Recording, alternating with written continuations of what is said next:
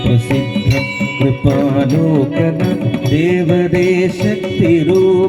नमस्ते महालक्ष्मी कोलापुरेशे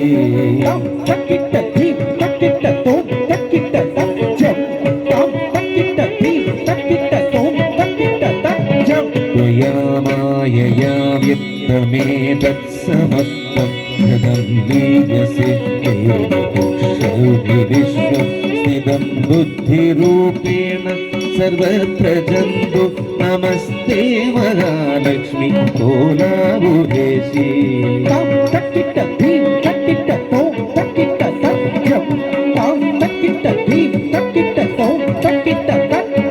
यया भक्तवर्गा हि लक्ष्यं दयेदे त्वयात्र प्रकामं कृपापूर्णदुष्ट्य अदोगीयसे देवी लक्ष्मीकरे त्वं नमस्ते महालक्ष्मी कोलापुरेशे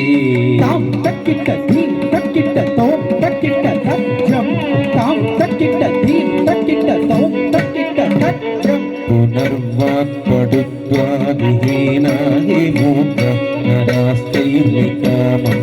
भूताध्यये निजेष्टापदेन मूकाम्बिका त्वं नमस्ते महालक्ष्मी कोलापुरेशे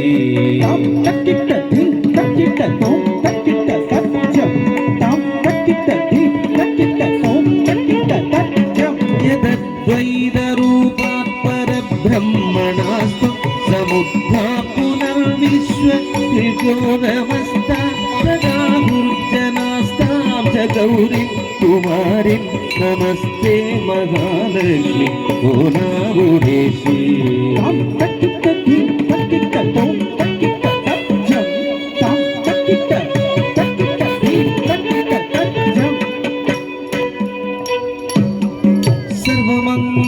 सर्वमङ्गलमङ्गल्ये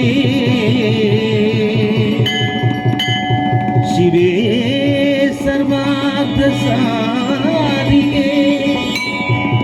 शरण्ये त्र्यम्बके गौरी